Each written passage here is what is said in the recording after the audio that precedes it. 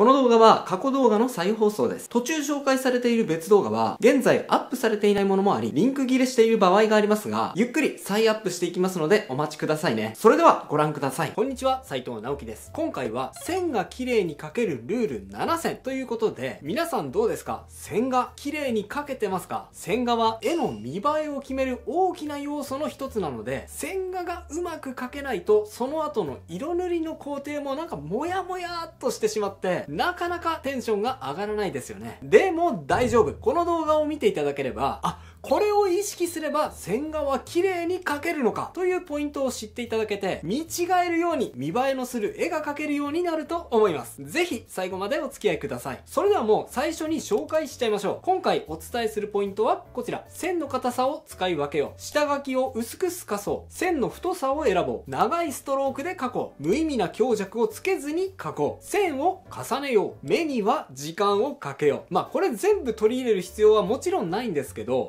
一つでもこれ試してみようっていうのがあれば十分にレベルアップできると思います。それでは早速いってみましょう。線の硬さを使い分けよう。はい。まずですね、線の書き始めとして、オーラフを書いていく段階ですね。で、この段階で大事なポイント。意外とこれ盲点だと思うんですが、線の硬さですね。特にラフを書いていく段階と、清書を書いていく時のブラシ。これ同じにしている人とっても多いと思うんですが、実はですね、ラフと清書の時は、ブラシは変えた方がうまくいく場合が多いと思います。人それぞれ相性がいいブラシ、線が書きやすいブラシは違うと思うんですが、僕がおすすめなのは、書き始めは柔らかいブラシを使ってラフを描いて、形を整えていく段階で徐々に硬いブラシにしていくことです。ちなみにここで言うブラシが硬い、柔らかいっていうのはこんな風にブラシの境界線がボケているかどうかのことですね。ボケ足がついていれば柔らかいブラシ、境界がはっきりしていれば硬いブラシということになります。特にオーラフを描いていく段階では、細かい造形の正確さよりも全体的な動きだったり構図だったりポージングの美しさといったように絵全体の印象を良くしていくのが重要なので、最初から硬くきっちりとした線を引くよりも、このように柔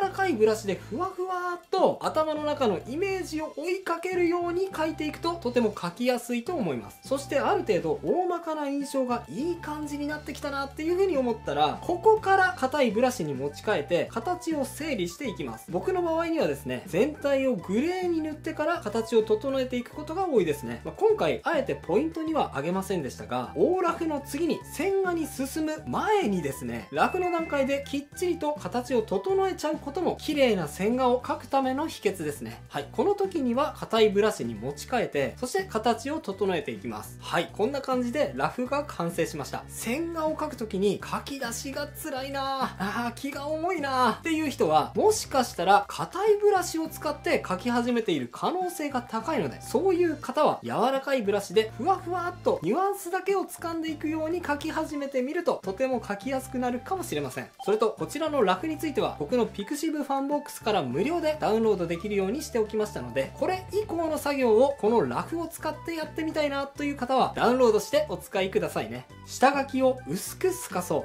さて、さっき描いたラフを使って線画を進めていきましょう。線を描いていくときには、こんな風に今描いたラフを透かして、その上にレイヤーを作って描いていくと思うんですが、はい、ここでも注意です。線を透かして描いていくときに、ラフの透過具合って皆さん気にしてますか？ラフの透明度はですね、できるだけ透明に薄くしてください。これなんでかっていうと、例えばですね、ラフが見やすいからといって、こんな風に濃く透過させながら描いちゃうと、ラフの情報量に惑わされてしまって、書いている途中はね、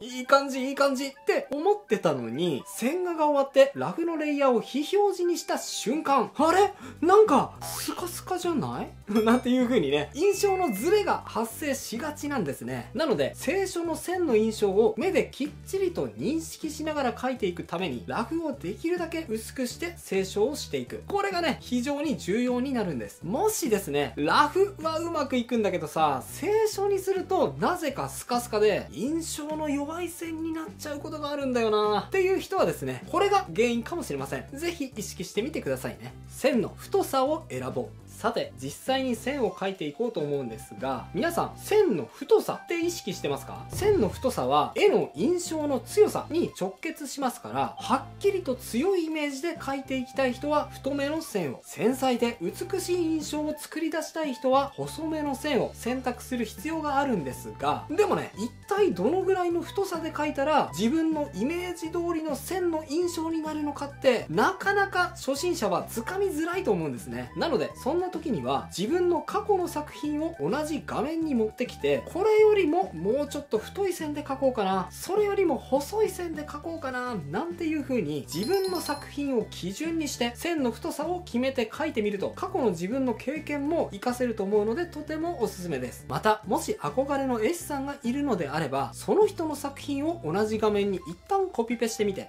動画の都合上これは僕の絵ですけどね、これを同じ画面に置いてみて、このぐらいの線の太さで描いてるのか、じゃあ今回は私もこのぐらいの線の太さで描いてみようかなってね、線の太さを真似してみるのもいいですね。線の太さ、実は毎回完成した後でもっと太くしたかった、細くしたかったって完成してから悩んじゃうんだよなっていう人は、こんな風に線の太さにも最初から気を配ってみるのもおすすめです。試してみてくださいね。長いストロークで描こう。さて、次に実際に線を描いていくときに注意したいポイントなんですが、さて、描くぞ。うまく描けるかな？不安だな。なんて思いながら、こんな風に画面をめっちゃ拡大して、ゆっ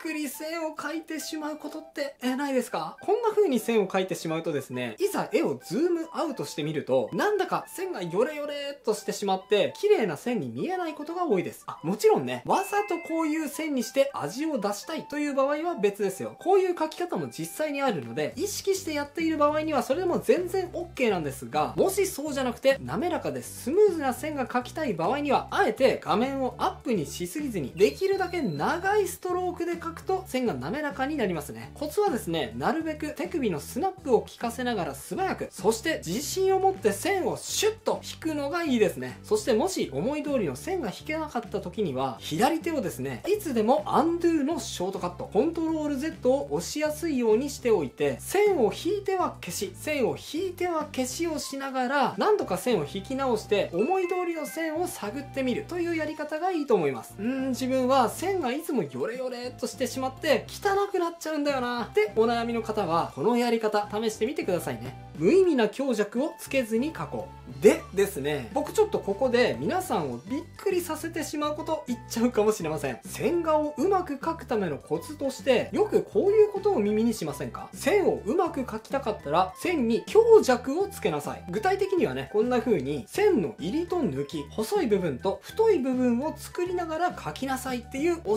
えなんですが、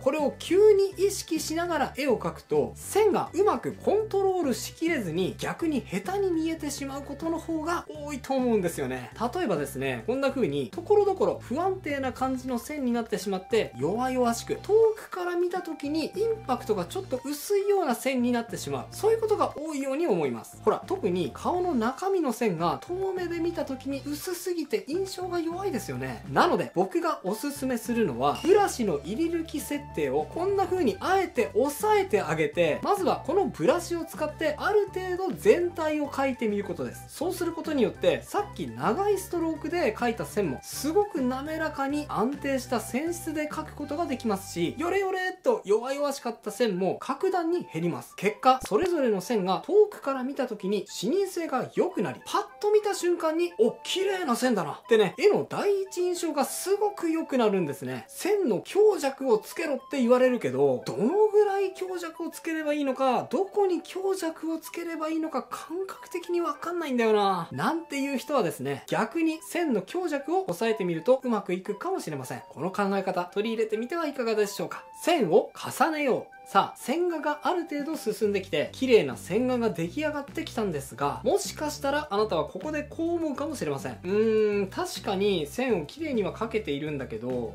なんか引っかかりがないような、物足りないような感じがするんだよな。なんでだろう。はい。そんな風に思うことありますよね。これはなんでかっていうと、線が綺麗すぎるからなんです。先ほどお勧めした線の強弱を抑える描き方にした場合にはなおさら、線が綺麗に描けすぎてしまって、そして線の抑揚が減ってしまった。そういう原因もあるかもしれません。まあ人によってはね、一定の線で綺麗に描かれた絵の方が好みかもしれませんし、まあこれは絵柄にもよると思うので、全ての人がそうすべきという意味ではありませんが、そんな時はこのようにところどころ線を重ねて描いてあげるのが効果的です。はい、これ何をしてるのかっていうと、線の強弱を後からつけているっていう作業なんですね。先ほど線の入り抜きをあえて押さえたブラシで一定に滑らかな線を描くことができました。これは不必要な入り抜きを抑えて、極端に弱々しい線や不安定な線をなくし、安定した綺麗な線を作るためのコツだったんですが、入り抜きを抑えた分、線から抑揚が全く消えてしまいました。そうなると、それはそれで絵に引っかかりがなくなってしまうので、その物足りない分の抑揚を後から好きなところに付け足そうというのがこの作業の目的です。このようにわざと何本か線を重ねてニュアンスを足していくことで、安定して綺麗な線でありつつも、なんかかっこいいニュアンスを含んだ引っかかりのある線にすることができちゃうんですね。このテクニックはぜひ覚えておいてくださいね。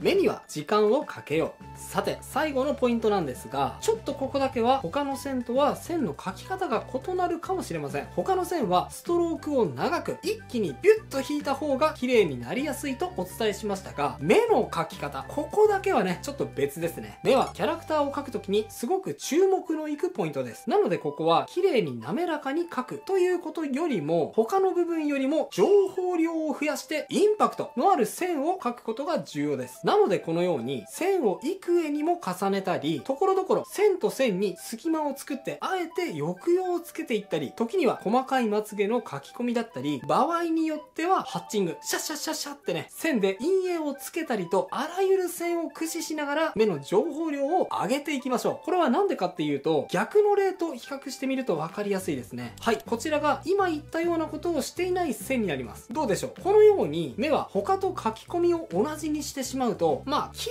麗ではあるんですけど、少し淡白な感じになってしまい、見栄えがしにくいです。もしかしたらね、この後色をつけることで線画のインパクトのなさをカバーすることは十分可能かもしれませんが、できれば線の段階でも魅力的なキャラクターを描けていた方が、その後描き進めていく際の意欲が違ってきますよね。実際線と陰影だけで絵を表現することが多い漫画家さんに話を聞いてもですね、目の線に一番時間をかけるという人が圧倒的に多いようです。目の線は他の部分と違って細かく書き込んでいき、情報量をなるべく上げること、線画を魅力的に仕上げるためにはこれを強く意識してみてくださいね。以上が今日僕が伝えたかったことです。いかがだったでしょうか。それと線画は奥が深いので、この他にも色々なコツがあって、例えばこちらの動画、注意、線画が下手な人の特徴6選では、こんな風に描くとあまりいい線画にはならないよといったダメな例、そしてその改善点をお伝えした動画です。興味がある方はこちらも合わせてチェックしてみてくださいね。概要欄に URL を載せておきます。皆さんに大切な情報を忘れずにお伝えするために、ぜひベル通知音の設定もよろしくお願いします。それではまた次回の動画でお会いしましょう。バイバイ。ということで再放送をお届けしました。いかがだったでしょうか。新チャンネルのチャンネル登録と高評価もよろしくお願いします。